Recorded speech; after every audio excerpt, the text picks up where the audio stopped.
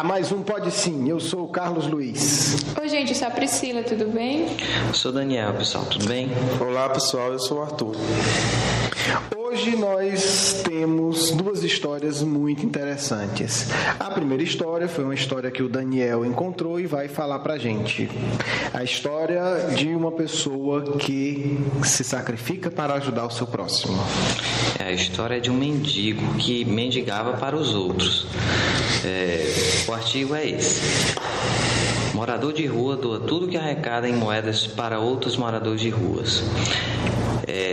A aparência não é das melhores. Quem olha para ele logo quer manter a distância. Barba grande, roupas sujas, um típico morador de rua. Mas quem poderia imaginar que por trás de um aspecto do qual muitos teriam nojo e medo está um coração imenso, passos lentos, um olhar profundo que traz as marcas deixadas pela vida. A idade já é avançada, afinal são 98 anos de existência. O vovô Dobry, como foi carinhosamente apelidado, mora nas ruas da aldeia Bailovo, localizada na Bulgária. Todos os dias acorda bem cedinho e, como um típico andarilho, anda cerca de 10 quilômetros até chegar à capital do país, Sofia. Com um copo nas mãos, não hesita em começar sua trajetória de todos os dias, pedir esmolas às pessoas. Uma moedinha aqui, outra ali, e logo começa a distribuir simpatia e sorrisos, e beija a mão de todos que lhe ajudam. Mas quem pensa que todo o dinheiro arrecadado é para comprar um pedaço de pão ou uma peça de roupa está enganado. O vovô Dobry guarda todo o dinheiro que recebe para ajudar outras pessoas que moram na rua. Que exemplo!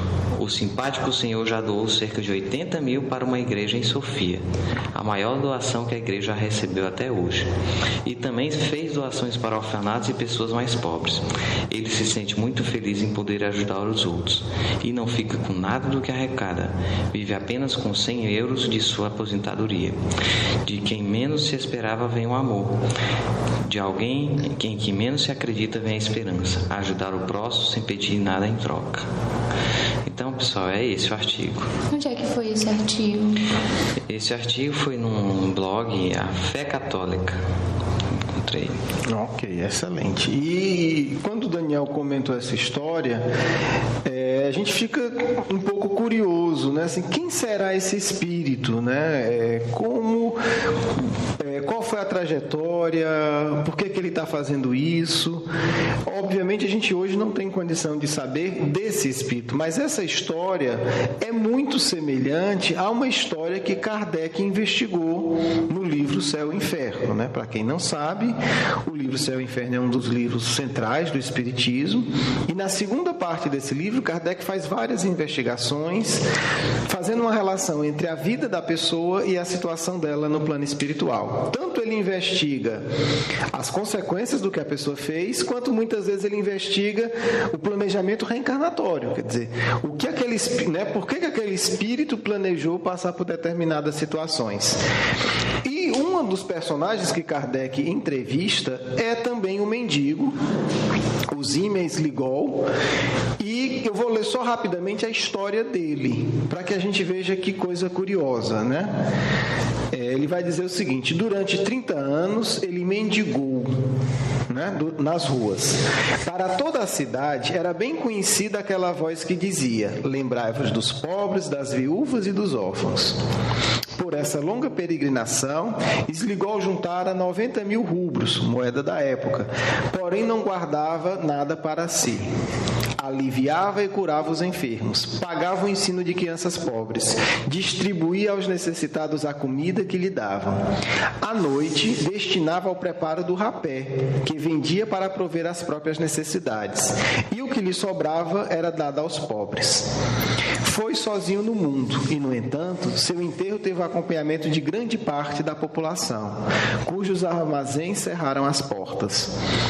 E aí a gente achou curioso, né? Uma história relativamente parecida. Semelhança incrível, né? Até os 90 mil, ele o outro foi 80 mil. 1000, né? Ninguém sabe. Na verdade é rublos. Mas... 90, 80, tá perto. Assim. E o Sligol tem uma coisa curiosa, né? Que não era aposentado, ele trabalhava, né? Quer dizer, ele trabalhava, ainda trabalhava, né? No caso desse aqui que o Kardec fala. Mas são histórias bem parecidas. O que talvez seja interessante é que Kardec evocou esse espírito, um mês mais ou menos depois que ele tinha desencarnado, para conversar sobre várias coisas, né? Como eu falei, entender por que ele passou por essa situação tão sofrida, né? Por que ele planejou isso, quais foram esses objetivos e também entender a situação espiritual dele depois do desencarne. Então Kardec aqui vai fazer uma entrevista em que ele vai perguntar o antes dessa encarnação e o depois. E aí dá para a gente um panorama maior. Infelizmente, né, nós não temos tantos casos hoje, porque isso caberá aos jovens do futuro, né, os jovens atuais fazerem isso no futuro, esse tipo de pesquisa, que Kardec ensina a fazer. Você vê um caso interessante, aí você tenta, né, pergunta. Se o espírito não pode vir, questiona alguém, qual é a história dele, quais os motivos, e faz uma investigação séria, né? Tem que ser feito de uma maneira séria, obviamente. Nós já lemos aqui a história dele, vamos comentar, né? Não vamos ler, para quem quiser ler, está no Céu e Inferno. A gente vai comentar algumas coisas que nos chamaram a atenção e, né, sugerir que você, se ficar interessado, vá ler a história por completo. Vamos começar da parte ruim. Como é que o nosso amigo Zimmel entrou nessa história? Quer dizer, o que foi que aconteceu antes para ele reencarnar numa situação tão difícil? Porque nesse caso aqui, o próprio Espírito vai contar um pouco a sua história. Ele reencarna com pais pobres, ainda criança a mãe morre, logo depois o pai morre, ele é adotado por uma pessoa que vai explorar ele, né, o trabalho dele, quer dizer, não foi uma ajuda caridosa, o jeito, né, adota ele para praticamente trabalho escravo, né? O pai dele, o pai dele chegou a deixá-lo, não é isso? Por conta do dinheiro. Enfim, ia juntar dinheiro e tal. Isso. A mãe morre e o pai vai cuidar só de dinheiro e abandona os filhos. Isso. E aí ele é adotado por uma outra pessoa que também vai explorar o trabalho dele. Futuramente o pai morre também. Logo depois o pai morre. Então ele teve uma vida de muito sacrifício, né? Desde cedo, desde muito cedo. Aí a pergunta, né? Kardec vai perguntar, mas por quê? Porque no seu caso específico, aí a gente tem que fazer a ressalva, nós não estamos dizendo que esse outro mendigo é o mesmo caso. Cada espírito tem a sua história, né? Pode ser que esse outro espírito seja até um espírito que não cometeu os erros do Zimmel, ele optou por isso. Ou pode ser que seja o Zimmel reencarnado, né? Vai que ele resolveu dar exemplo de novo, ninguém sabe. Agora, o que eu quero dizer é que existem múltiplas possibilidades. Então a gente vai ler um caso que foi documentado, né? Que tem a história semelhante. A gente não pode dizer que se aplica a esse caso mais recente. No caso do Zimmel, o que é que ele fez? Nas palavras dele, ou resumindo as palavras dele que a gente acabou de ler, né, antes do programa, ele foi um tirano terrível, né? Ele fala isso, que ele foi um algoz, que no entanto, né, ele tinha um pequeno reino, ele não foi um grande rei, assim, de extensão de pessoas, mas ele tinha um pequeno reino que ele governava com tirania, e ele tudo fazia para se satisfazer. Ele descreve o caráter dele dizendo o seguinte: eu tinha um caráter impetuoso, violento, avaro e sensual, né? E ele tudo submetia aos outros, né, para satisfazer os seus desejos, as paixões dele. E ele coloca uma coisa curiosa, que além de explorar todo o reino, ele explorava inclusive os mendigos. Quer dizer, uma parte do que os mendigos, né, recebiam tinha que ser dado a ele. E a conduta dele era tão cruel que ele não deixava as pessoas tirarem o mendigo da miséria. Ele não deixava nenhuma pessoa ajudar assim. Os familiares, né? Por exemplo, esse mendigo é meu primo, eu vou levar para minha casa e vou cuidar. Ele proibia. Não, ele tem que continuar mendigo para ele continuar pedindo esmola e continuar dando uma parte para mim. Os vassalos deles, né? Diz aqui que ele proibia aos infelizes darem aos amigos, parentes, fâmulos necessitados a parte insignificante do que ainda lhes restava. Ele não deixava o pessoal ajudar os outros, no caso. Exatamente. Os mais necessitados. É um sujeito de uma crueldade, de uma crueldade muito grande. aí qual é a situação dele, né? Kardec investigou essa encarnação passada, e aí, como é que ele desencarnou dessa encarnação que ele foi, né, poderoso? Numa situação terrível, né? Ele fala que passa 350 anos em sofrimento no mundo espiritual. Isso é importante a gente entender, porque isso traz a responsabilidade para a nossa encarnação. Às vezes a gente acha que é brincadeira. Eu vou fazer muita farra, besteira, e não tem dimensão da consequência. E o tanto de tempo que vai sofrer mais na frente. Às vezes o indivíduo tem poder e a gente tem inveja. Mas eu queria ser o político tal, com muito poder. Se o político tal estiver fazendo muita coisa errada, vai ter um sofrimento terrível, né? Muitas vezes o sentimento da inveja começa a se tornar piedade, porque a gente vê alguns políticos, né, e tem muitos no nosso país, alguns particularmente desonestos aí de longas décadas de carteira assinada e tudo, que prejudicam milhares, às vezes milhões de pessoas. É o que aquela frase de Jesus diz, né? A quem muito foi dado, muito será pedido. Exatamente. E aí você se pergunta, meu Deus, como é que esse sujeito vai... O tanto de sofrimento que ele vai ser responsável perante a lei divina. Pessoas que desviam dinheiro, que atrapalham a vida de milhões de pessoas, dinheiro de hospital. Quer dizer, quantas pessoas tiveram sofrimento aumentado porque aquele hospital não estava funcionando? No caso, ele vai pagar por pessoa, assim, cada pessoa que ele prejudicou, ele vai pagar por aquilo? Ele vai ter que colher.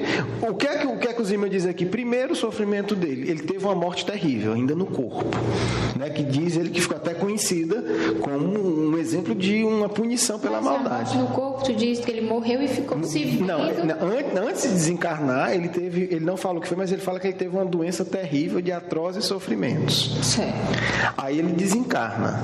Aí ele diz que ficou colado ao corpo. O perispírito dele ficou colado ao corpo, sentindo todas as sensações do corpo apodrecendo.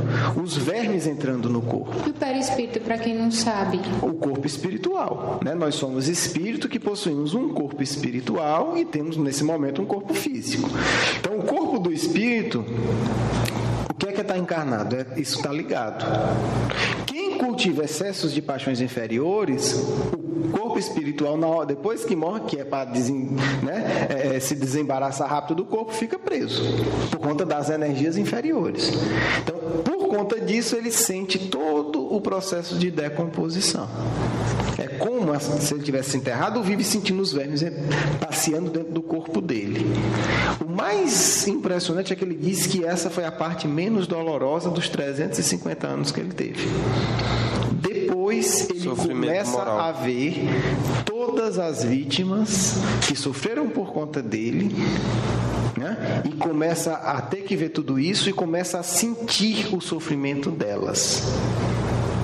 E aí deve ter sido a maior parte dos 350 anos, né? Acho que fosse um filme passando na cabeça dele, como mais ou menos, assim. Ele vendo isso, só que sentindo a emoção na cabeça. Ele se sente, e muitos ele via os espíritos.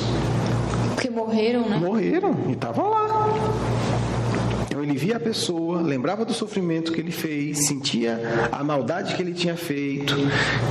E aí você pega uma vida de vários anos de maldade, com centenas pelo menos de pessoas ou milhares que ele prejudicou, tudo aquilo ali.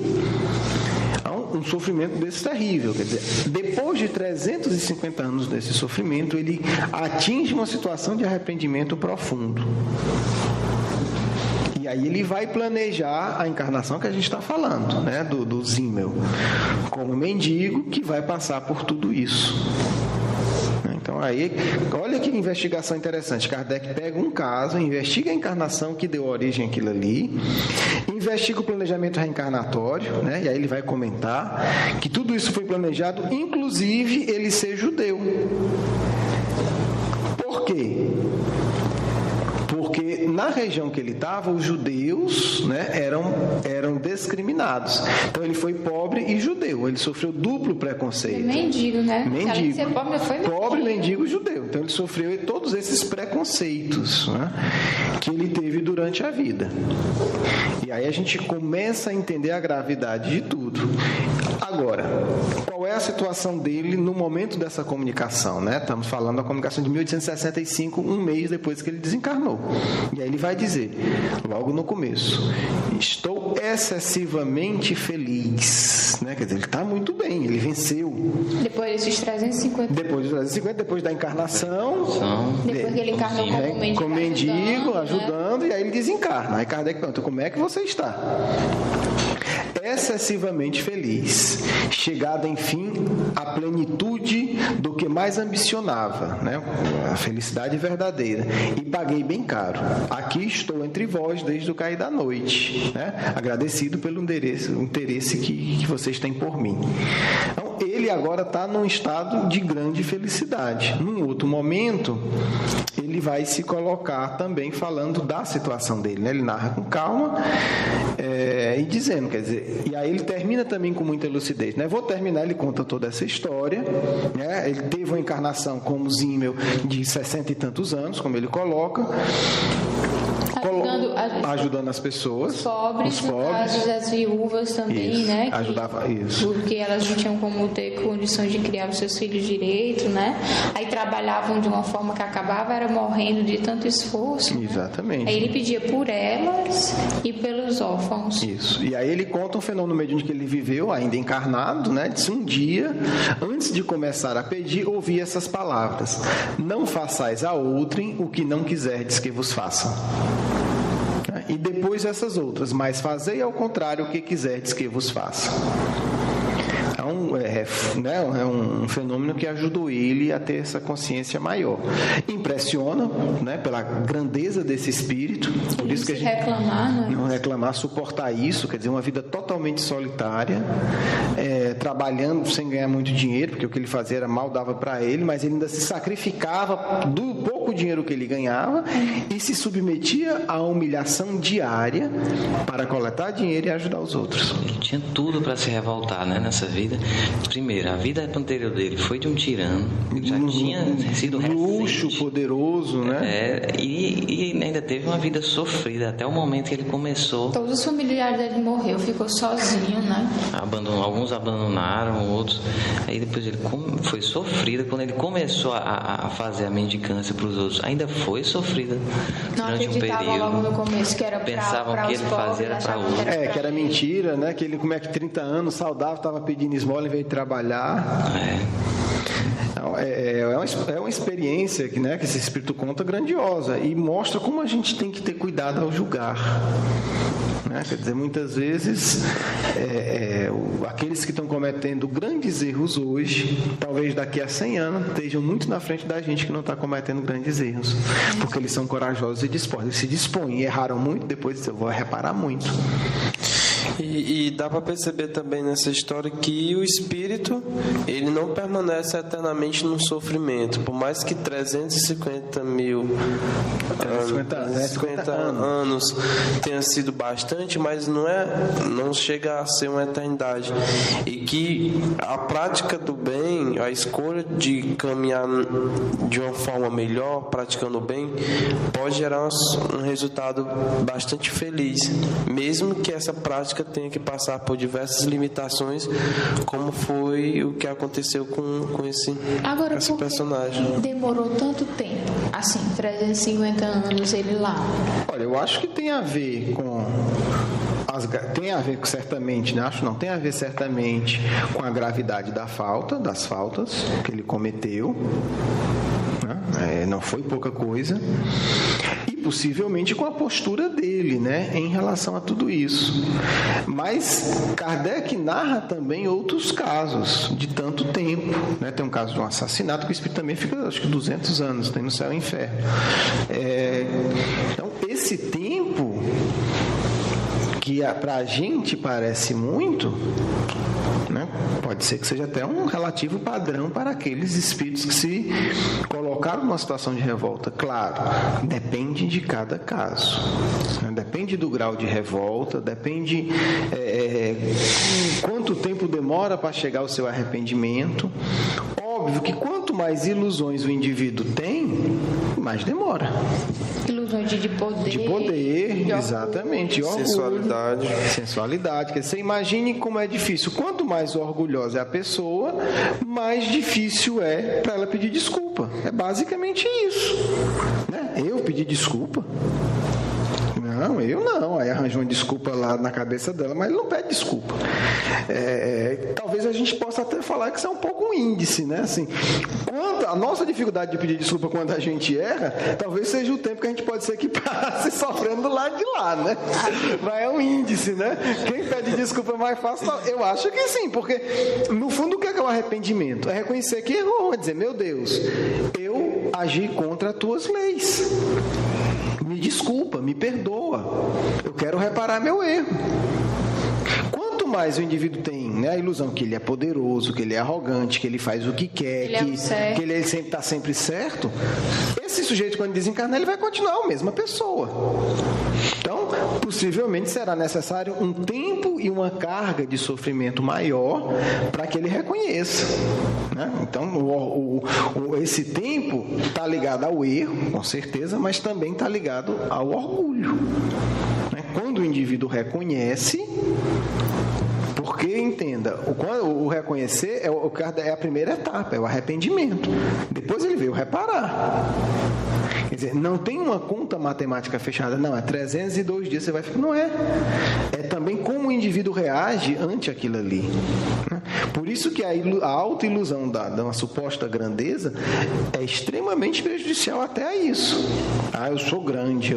Kardec vai entrevistar, depois a gente pode pegar outros casos, Kardec vai entrevistar aqui uma rainha. E a mulher continua rainha, orgulhosa, arrogante. Aí Kardec pergunta, e Jesus, você já ouviu falar? Ela disse, eu me preocupar com o filho de um carpinteiro? Vixe. E é interessante, porque Kardec entrevista vários suicídios e São Luís não interfere.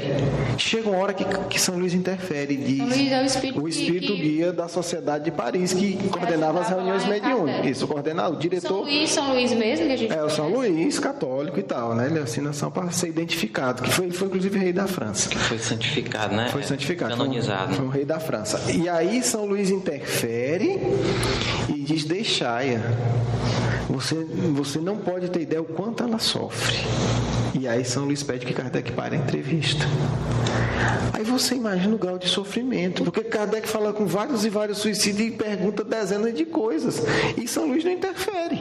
Quer dizer, um espírito desse, muito mais desgraçado do que muitos suicidas. Ave Maria. Não cometeu suicídio nessa vida aí pra estar aí. Mas está numa situação espiritual muito pior, por conta do excesso de orgulho. Aí Kardec se aprendeu a ler porque era uma rainha de um povo antigo e tal, meio tribal. E ela diz, não, eu tenho vassalos para isso. Quer dizer assim, sabe aquele espírito que diz, eu mando e pronto, é a minha qualidade. Eu sou rainha e me interessa só assuntos de reis. E ela fala claramente que ela está ali extremamente constrangida. Porque ela não entende porque está sendo obrigada a conversar com aquele povinho. Vai. Como que eu tenho que conversar com reis, com rainha. Você não é nada, você não é um rei para estar conversando comigo. E ela já começa reclamando que está se sentindo muito mal, se sentindo obrigada a ter aquela conversa com ele. Aí você imagina o grau de desgraça emocional dentro de um espírito desse. E quantos milênios ele não vai precisar para poder botar o pezinho no chão. Como é que a pessoa chega a uma situação dessa? Autoilusão, né? Autoilusão. Quem tem cabeça sonha o que quer. Não tem um autoconhecimento assim, não tem, não. O ponto é esse, não tem autoconhecimento. Você vai criando camadas e camadas de ilusão. Eu sou rico, eu sou poderoso, eu sou sábio, eu mando, eu mereço mais do que os outros, todo mundo está aqui para me servir. E quando você faz isso e a realidade objetiva corresponde, é que é a desgraça. Quando você tem uma vida que quando você tem, mostra, aí você começa a achar que tem razão. Não, realmente eu tenho razão, todo mundo se curva diante de mim. Né? Mas às vezes isso é até um teste já. É um teste. Não é para isso, mas é que tá. Você usa a prova para fazer o mal, né? Para o mal para si mesmo. É como o Daniel falou, esse espíritozinho eu poderia ter usado isso para se revoltar, né? Para virar um bandido, para assaltar, para matar. Ele tinha um ímpeto violento e tudo, não usou. Nesse outro caso, você usa uma prova da riqueza para se afundar mais. E aí, ela poderia não ter se afundado. Ninguém planeja para afundar. Ninguém diz, eu vou lá que eu vou reencarnar como príncipe, como rainha, para me ficar ainda mais orgulhoso. Não. Você reencarna para vencer a tentação. Todo todos nós temos tentações na nossa vida. Vaidade, poder, riqueza, que em algumas a gente planejou para enfrentar. Isso é que a gente tem que entender, enfrentar. Eu vou nascer nesse ambiente que vai me estimular o orgulho, a vaidade, ou não sei o que, e eu vou enfrentar isso. Ou, como eu vou nascer num ambiente que eu vou sofrer muita humilhação. E eu vou ter que suportar. Outros pedem para nascer num ambiente de riqueza em que eu vou ser paparicado, mas para mim não deixar levar pela ilusão. Então, o nosso grande inimigo talvez seja a autoilusão. Então, pelo que eu entendi, existe 2 tipos. Um é que você vai fazer o oposto do que você tinha feito na vida passada. Assim, aprovação. Por exemplo, eu fui rico, nessa eu vou vir pobre. No caso, para sofrer e tal. Ou então, eu fui rico na outra, eu vou ser rico nessa de novo, para ver se eu ainda caio na tentação que eu... Pode ser, para resistir. Eu quero ser rico de novo para ter aquela tentação, mas eu não cair. Eu vou ser testado. Pode ser. Por isso que eu digo, cada planejamento é uma história específica. A gente não pode simplesmente fazer uma coisa automática para todo mundo, não. Né? A gente vai ver no Céu e Inferno vários casos de planejamento. Tem um espírito, eu acho que é a Condessa Paula, acho. O que acontece? Ela é uma condessa extremamente caridosa. Extremamente caridosa. E aí o que acontece? Ela desencarna e assim, Kardec vai conversar com ela, né? A situação dela, espiritual e tal, não sei o quê. E aí ela vai falar que antes de vir para essa prova, como nobre, riquíssima e ser realmente caridosa, ela teve algumas encarnações como mendiga, como pobre, porque ela queria se preparar. Então, quanto condessa, é como se ela sentisse na pele, ela entendia o sofrimento de quem estava ali. É mais fácil, né? Quando você passou na pele, mais inteligente, né? Foi um planejamento mais inteligente, né? Foi um planejamento para dar certo, quer dizer, ela ficou pobre, mas ela sentia a necessidade, né? Ela olhava para o pobre e dizia assim, eu sei, é como se ele dissesse, eu sei o que é isso. Eu sei o que é ser essa mãe que está com o filho no braço e não tem nada. Porque ela viveu isso, recente. Mas quando você fala assim, é mais inteligente, mas no caso os espíritos, nossos protetores, eles não ajudam a gente a ajudam. Daí ele deixa a gente escolher. Aí você vai dizer, mas então se eles ajudam é sempre inteligente. É sempre inteligente, mas tem o nosso livre-arbítrio.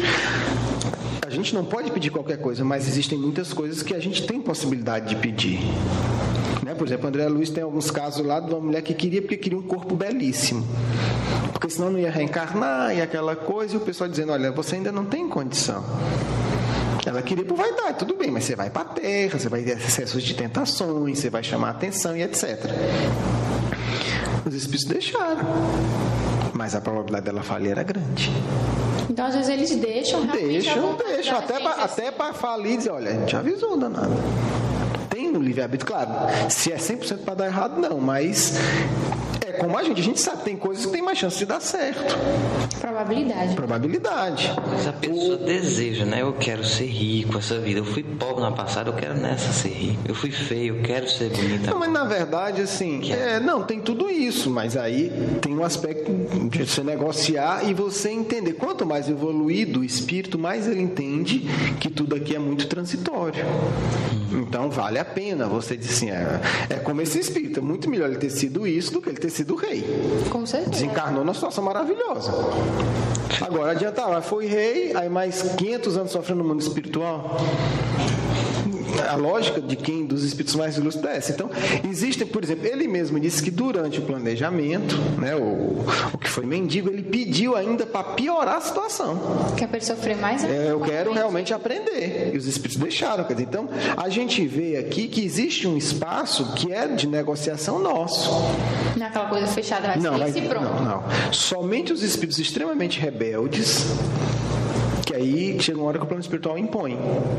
Porque como ele não aceita nem a ideia, ele não vai participar de planejamento, coisa nenhuma. Ele vai querer ficar por lá mesmo. Vai fugindo e chega uma hora que o guia espiritual dele diz, não, você pega aqui, adormece e reencarna. Já acorda chorando nas mãos do médico. Com tudo decidido, porque não, é infantil ainda, não tem capacidade. Não sabe fazer a escolha. É tipo uma criança. É uma criança, ainda, né? exatamente. Revolta, não aceita, então alguém faz. Mas para nós que temos já alguma consciência, mesmo sem ser evoluídos, a gente participa. E é importante, porque a gente tem mais chance de acertar. A gente participou da construção do processo. Então, cada caso vai ser um caso. né? E aí vai depender da história, do espírito. Ele contou uma história, mas com certeza para uma decisão dessa, os espíritos consideram várias outras existências. Então, é o que eu digo, um planejamento reencarnatório é uma coisa delicada, não é, né, um negócio que você bota no computador e isso é automático. Não é. É ver o histórico, ver a disposição do espírito. Disposição mesmo, a coragem, né? Quando no Evangelho segundo o Espiritismo, por exemplo, Santo Agostinho coloca, quando o indivíduo aceita suas provas, né, sem se lamuriar e tal, é sinal de um progresso e sinal que ele está concordando com aquilo ali, né? Já é um final de uma etapa. Quando o indivíduo vive revoltado e tal, é um sinal que talvez não tenha nem participado do planejamento. É o que ele chama de expiação. Embora dá para saber o planejamento quando a gente está aqui encarnado. É possível, né? O ideal é que a gente saiba, porque aí fica mais fácil. Fica mais fácil a gente não se revoltar. Claro, espíritos como esse aqui mostram que eles não lembraram. Mas é óbvio que quando a gente lembra, a chance de acerto é maior. A gente lembra a gente lá no momento, né? No momento, a gente sabe, a gente começa a entender, poxa, eu estou realmente vendo isso aqui, é ruim, mas eu não vou me revoltar, porque, né, eu vim para aprender isso. Eu lembro na hora que eu estava lá, manda mais, eu posso, eu sou corajoso. Tá muito pouco essa prova, eu sou o tal. É bom, porque aí agora tem que ser, né? Já que pediu, então tudo isso ajuda, é óbvio que ajuda. Quanto mais recursos, a vida toda é assim, gente. Quanto mais recursos a gente pode ter para melhorar a vida e para fazer coisa boa, Deus quer. Óbvio, é a mesma coisa. A gente deve aprender a controlar o fogo? Claro, senão não sai das cavernas. Era possível que talvez quando alguém estivesse lá fazendo os testes para controlar o fogo, não, isso é besteira, isso aí é perda de tempo, isso não vai ajudar em nada. Fosse lá domesticar um cavalo, né, selvagem, não, isso é uma loucura, isso é...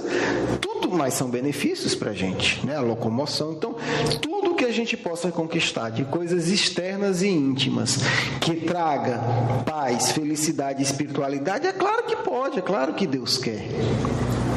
É óbvio. A gente vai ver outros espíritos aqui que Kardec entrevista que diz que só não se revoltaram porque quando saíam do corpo eles viam todos os erros do passado. Aí para dar força. Para dar força. Aí voltava para o corpo. Podia lembrar ou não, mas vinha aquela sensação, isso aqui tem alguma coisa, né? Tem alguma coisa certa. Porque a síndrome da vítima é o que nos bota a perder. Ai, quem sou eu para sofrer isso? Eu não posso adoecer, eu não posso ser assaltado, não posso nada. Eu sou tão bom. Eu sou tão bom, não fiz mal, né? Não, olha, não fiz mal com ninguém. O Zygmunt podia estar falando, né? Mas eu não fiz nada, nasci já numa família pobre, né? E sempre sofri, coitadinho de mim, eu sou a vítima do universo. Não, essa realidade ajuda. Primeiro a gente entender que o inferno não existe, né? Que as penas não são eternas, como o Arthur colocou, é fundamental isso.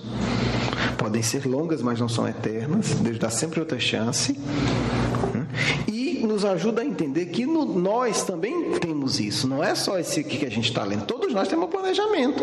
E temos as dificuldades que vamos passar, precisamos passar, que pedimos para passar. Esse é o ponto. Porque ao invés da gente usar a prova para se perturbar, a gente usa a prova para crescer, para vencer. Eu tenho que vencer esse problema. Eu vou vencer. E aí faz mais sentido. Então, acho que são casos que nos ajudam a refletir sobre esses dois grandes aspectos, né? O planejamento, não há injustiça e também não há inferno. Tu falou aí de lembrar no sonho.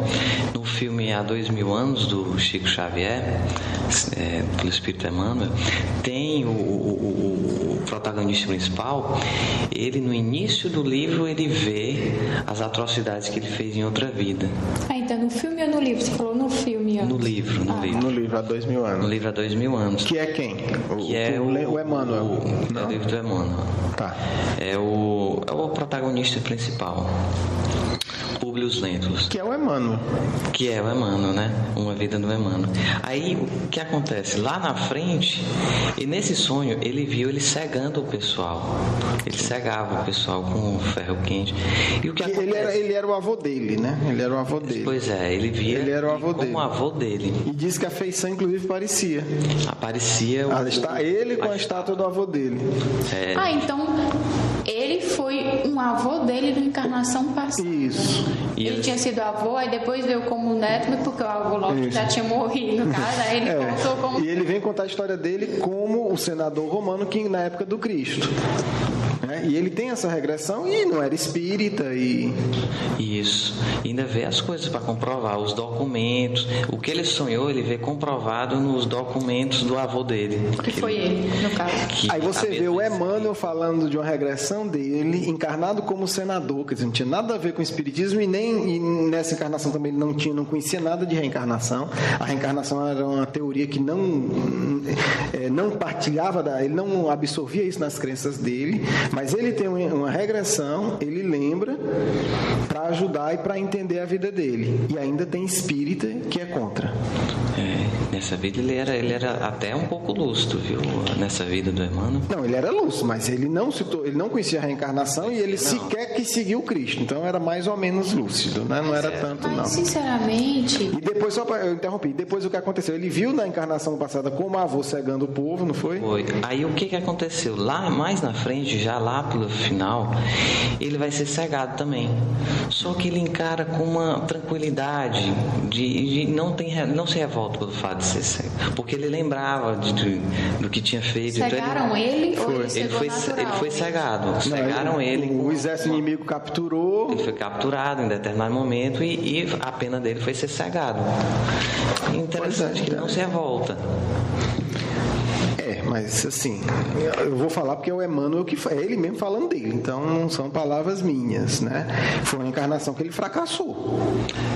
É claro e retumbante, ele coloca isso, então não é nenhuma conclusão minha.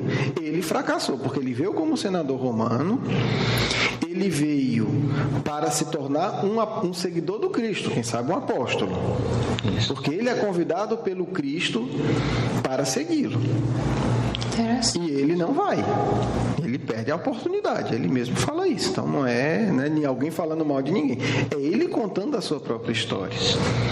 Na encarnação seguinte, sim, ele se torna um verdadeiro cristão. Aí a gente vê, talvez, se ele tivesse seguido Cristo abnegadamente, não ficaria cego. Até porque nada é tipo assim, uma coisa certa. Não é determinado. Eu vou passar por isso, mas se eu me Quem sabe ele não seria um ótimo médium de cura e ajudaria na cura de vários cegos. Dos cegos mesmo que ele, semelhante aos que ele tinha gerado. Então, mas é um ótimo exemplo. A gente vê, quer dizer, que a regressão de memória com seu planejamento não é invenção do espiritismo. Pelo menos pelo depoimento do Emmanuel, né? Quer dizer, ele que não partilhava nem do cristianismo e nem muito menos da reencarnação. Tanto é que quando o Cristo chama, ele não vai. Ele tem um encontro com Cristo, o Cristo cura a filha dele que estava doente de lepra, a esposa dele, a Lívia, se torna uma verdadeira cristã já naquela encarnação.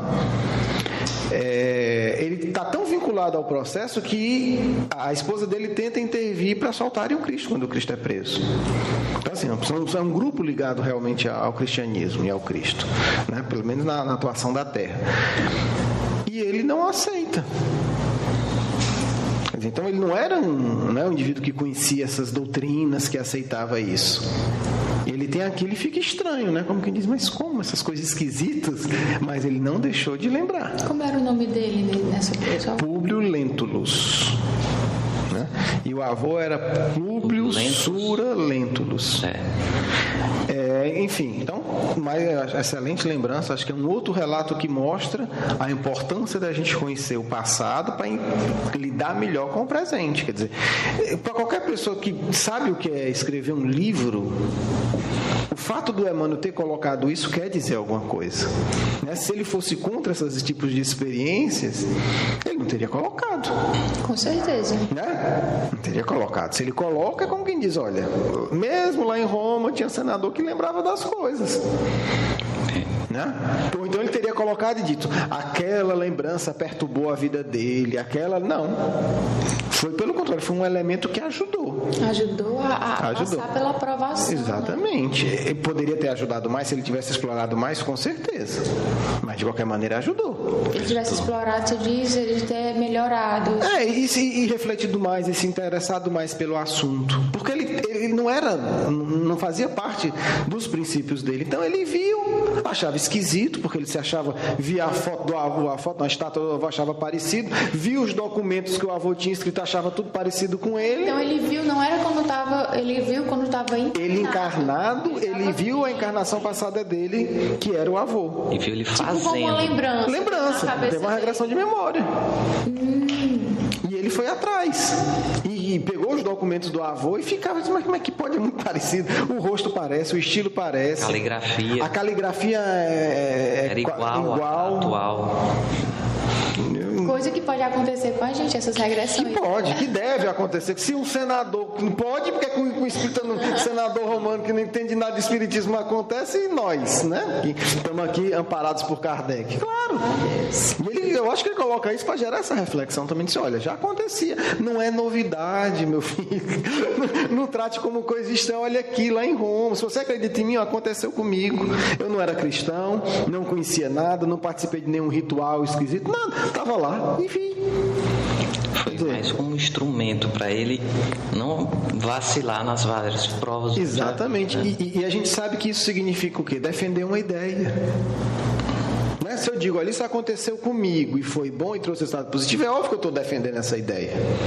Com certeza. Então a gente vê aí, né, a defesa do Emmanuel através do Chico, do valor da lembrança das existências passadas. Está lá, ele escreveu. Né? Então quando a gente fala de regressão, ninguém está inventando nada. Está lá o Emmanuel tendo a dele há 2000 anos atrás, o senador romano descobrindo que ele era o avô dele.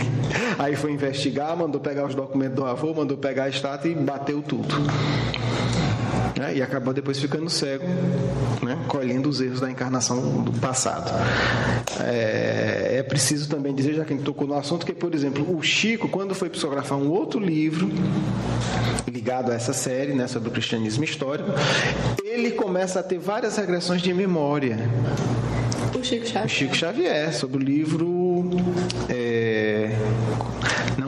É a série histórica, mas não é. Acho que é o livro Renúncia, que o Emmanuel é um dos personagens também, que é o padre Damiano, do livro Renúncia. E ele começa a anotar, e o livro começa ele fazendo anotações pessoais das lembranças. Olha, fulano é fulano, Beltrano é Beltrano, Cicrano é Cicrano. E ele se localizando na história. Quer dizer, era uma prática comum, e aí a gente pode dizer sem medo, porque é o próprio Chico Xavier que relata isso, o Chico lembrar de coisas do passado a partir de indução dos amigos espirituais. Dizem que ele lembrava também de muitas encarnações no Egito e etc, etc, etc. Mas o que o próprio Chico disse e tem documentado na FEB, esse rascunho dessas lembranças hoje está na FEB. De onde?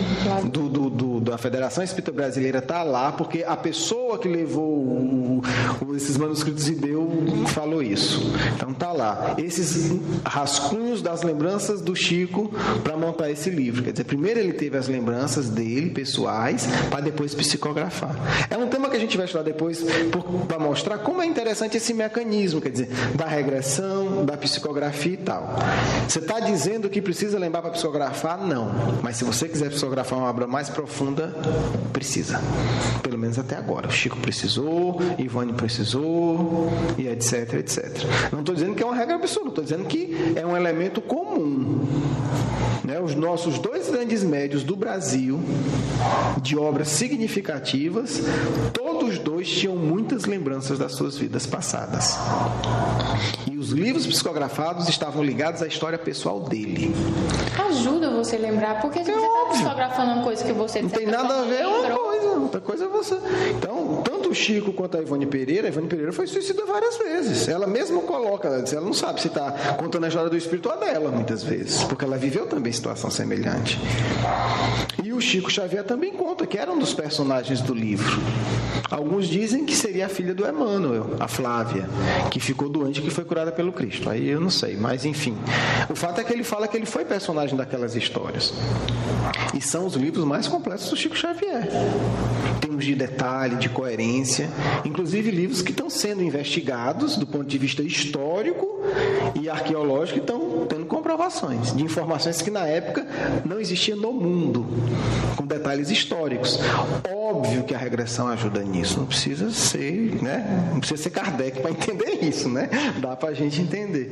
Eu acho que é uma excelente lembrança disso, né? Dessa reflexão. E aí depois, na encarnação, já que a gente está falando de escravos mendigos e sofrimentos, depois o Emmanuel relata a encarnação seguinte dele. No livro 50 anos depois. 50 anos depois, né? Porque ele fica cego, aí ele se torna cristão.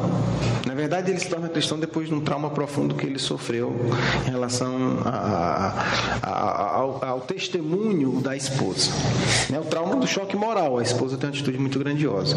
E aí depois ele cego e etc. começa a avaliar a vida e se torna cristão. Então ele desencarna já com outro pensamento. Mas como ele diz no livro, ele era um senador, mas estava cego, né? Velho, idoso e tal, não tinha como atuar muito mais no mundo. Ele desencarna e aí vai planejar reencarnar como escravo. Era um escravo que conhecia melhor a história de Roma do que os patrícios, né? Ninguém sabe por quê. Ele também devia lembrar, porque ele conta. E aí, por ser um escravo muito, ele conhecia a história de Roma toda, conhecia todos os personagens históricos. E aí ele vai ser contratado, depois de passar por muito sofrimento, e ele não narra muitos sofrimentos que ele passou, essa é a verdade, como um educador de filho de um patrício romano, porque ele conhecia tão bem tudo de Roma que ninguém entendia como é que um escravo vindo de outro lugar tinha tanta intimidade com a história romana e conhecia tudo. Podemos então falar que o Emmanuel já foi um preto velho, como o pessoal fala? Eu não sei se velho, se ele desencarnou ou não, mas que ele foi preto, ele deve ter sido. Mas os escravos naquela época não necessariamente. Não necessariamente. Não, eram os da África. Naquela época, então, preto, os gregos preto eram. Velho é quando vem da África, só assim. Não, porque ser negro, né? Pela negritude. Está dizendo que nem todo escravo tem pele negra. Sim, né? Tá. Para ser preto. Naquela época. Não... Escravo era todo o povo que perdia a guerra. Embora eu não atentei para esse detalhe, mas talvez ele tenha sido um escravo negro. Eu não lembro agora, teríamos que investigar. Até quando a gente for falar de preto velho, né? A gente vê se o Emmanuel pode ser chamado de preto velho, né? Quem sabe? Vamos investigar. Quebrar um preconceito. Segundo as palavras dele, né? Com os pretos velhos. Sim, com certeza. Mas a gente tem vários relatos de pretos velhos que têm uma ligação muito profunda com Roma. É um estudo a ser feito ainda. Mas só um deles, para a gente não esticar muito. Eu frequentei um centro espírita em São Paulo, excepcional, centro, pessoas maravilhosas, que o mentor se apresentava como preto velho, mas uma única vez ele se apresentou como um dos grandes, talvez, na minha opinião, o maior imperador romano.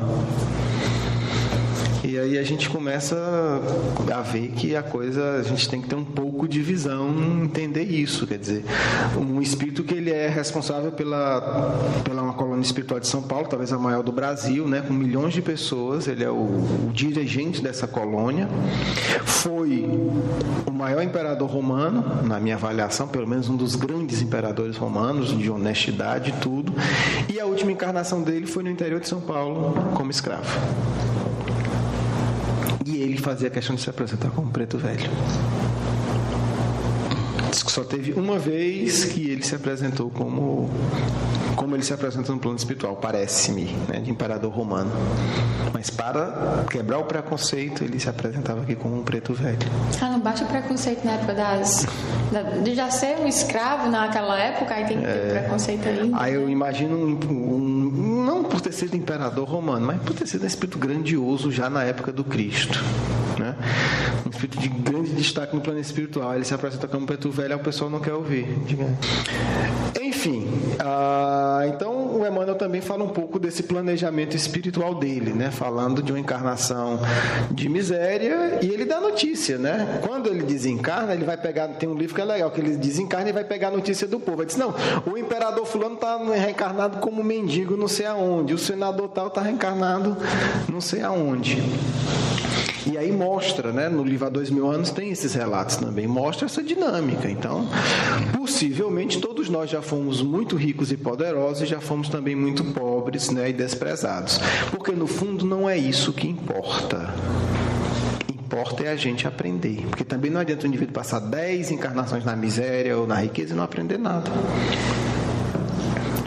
É a gente aprender com a nossa experiência. Essa que eu acredito que seja a nossa verdadeira objetivo. Tornarmos melhores, seja como senador, como mendigo, como rico, como pobre, como saudável do corpo, como doente do corpo, porque são experiências transitórias. Claro, umas são agradáveis e outras não, mas são transitórias sempre. E às vezes, e aí é curioso, às vezes as experiências mais dolorosas são as melhores, no sentido espiritual, porque você cresce.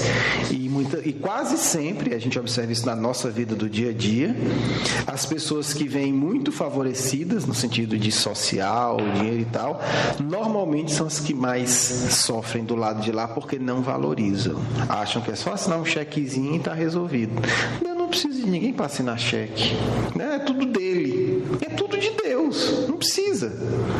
Ele quer educar os seus filhos, quer que a gente aprenda a amar, quer que a gente aprenda a ajudar, quer que a gente aprenda a perdoar. Né? A doação material é simplesmente um símbolo do nosso sentimento. Aí faz sentido. Bem, vamos para a segunda parte? Vamos. Vamos lá fazer o nosso evangelho primeiro. O Arthur faz pra gente.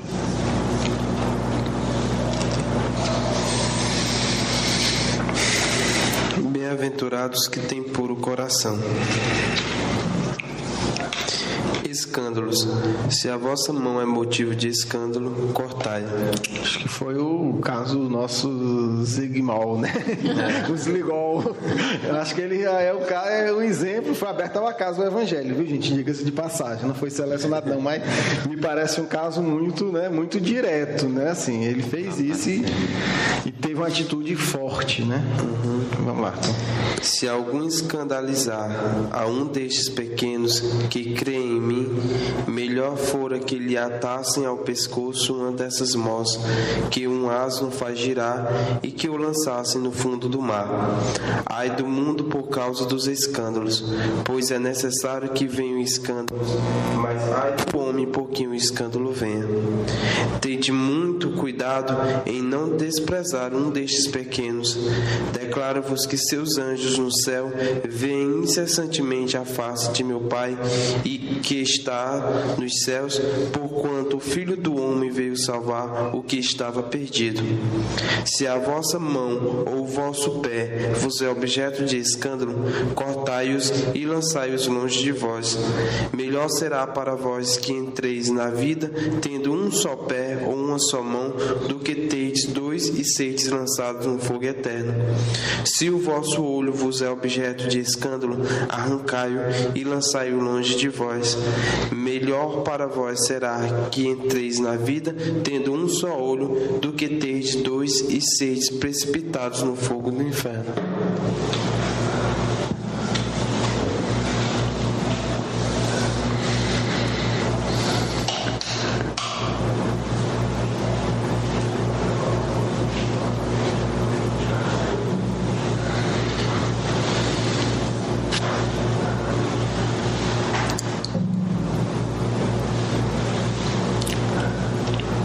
Obrigado, Senhor, e obrigado, bons Espíritos, por estarem aqui para nos ajudar e nos instruir para as nossas provações, para que a gente consiga, ao final de tudo, evoluir cada vez mais e nos tornarmos pessoas melhores. Muito obrigada, assim seja.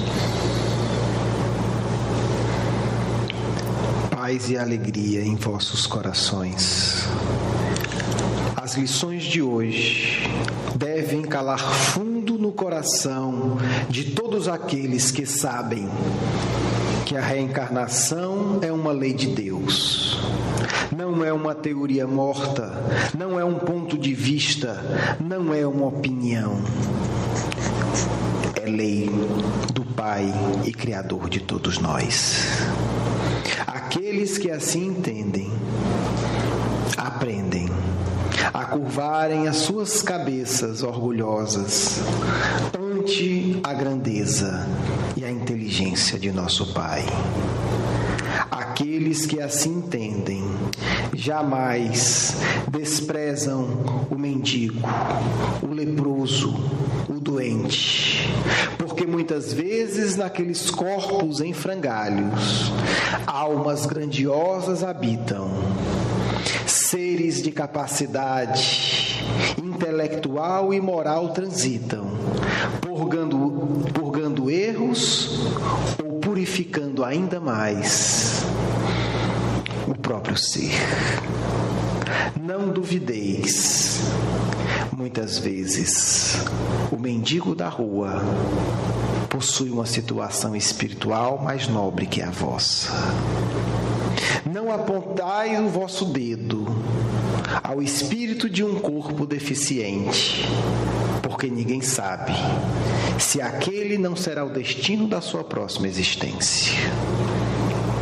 Amigos, Deus é Pai, não há privilégios. Há amor e misericórdia em suas leis e em sua obra. Nunca julgueis a obra de nosso Pai pelo ângulo do preconceito, do medo ou da condenação. A reencarnação deve vos tornar dignos e deve vos fazer agir com dignidade em relação a todos os vossos irmãos.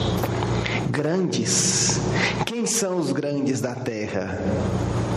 Quase sempre os miseráveis do nosso mundo. A quem Jesus convoca? Aqueles que podem entender. E muitas vezes o exemplo de Emmanuel é o que ocorre ainda em vosso mundo.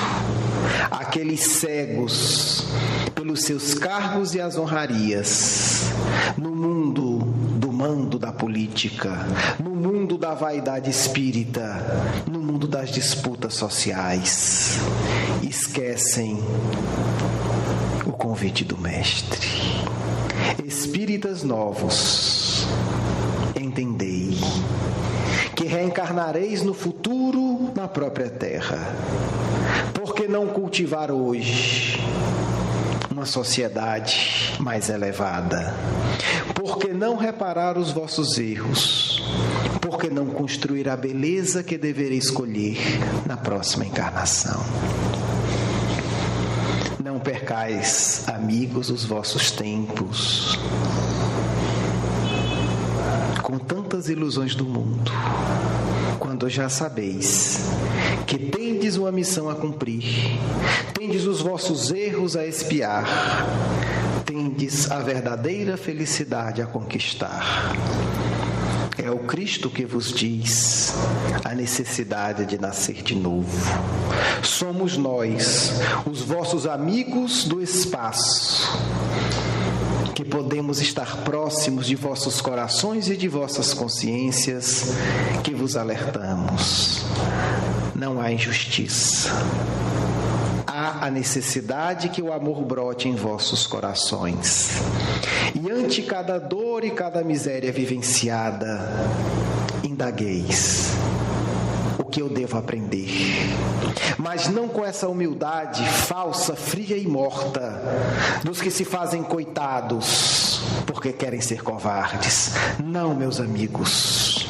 Indagai corajosamente, como fez o exemplo aqui citado.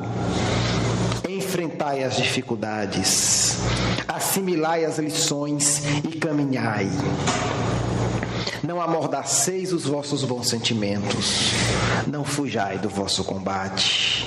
Coragem, Jovens espíritas, coragem ante as provas do mundo, porque o Mestre vos ampara.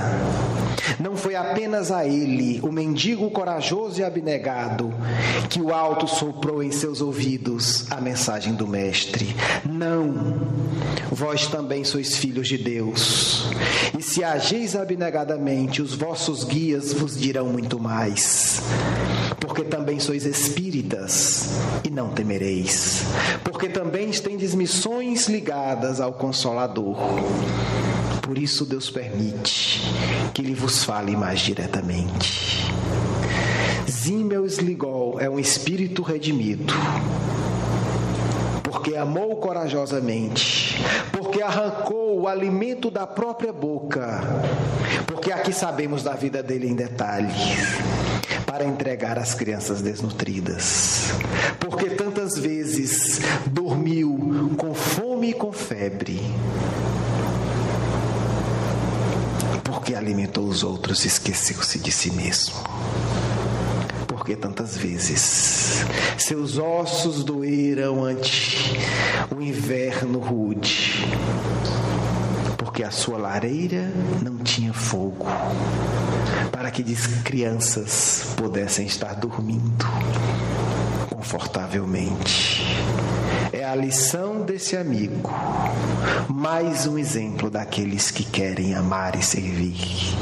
Segui esses exemplos e afastai-vos corajosamente das ilusões da vaidade, das fugas do mundo, porque um dia, amigos, tereis que, da vida verdadeira, olhar a tudo que fizeste, e queremos nós que Deus permita que não haja nada a ser recriminado, mas que brote em vosso coração e de vossos guias a mesma alegria que brotou no coração desse amigo, que chorava emocionado ao chegar em nossa pátria, agradecendo a Deus por todos os segundos de sofrimento que tornou alívio para os seus irmãos.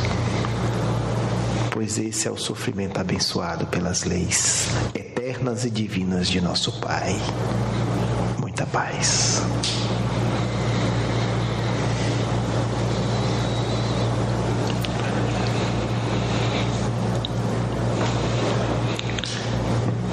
Obrigado, Mestre Jesus, pela oportunidade de praticar caridade e pelos ensinos aqui recebidos hoje. Muito obrigado e assim seja.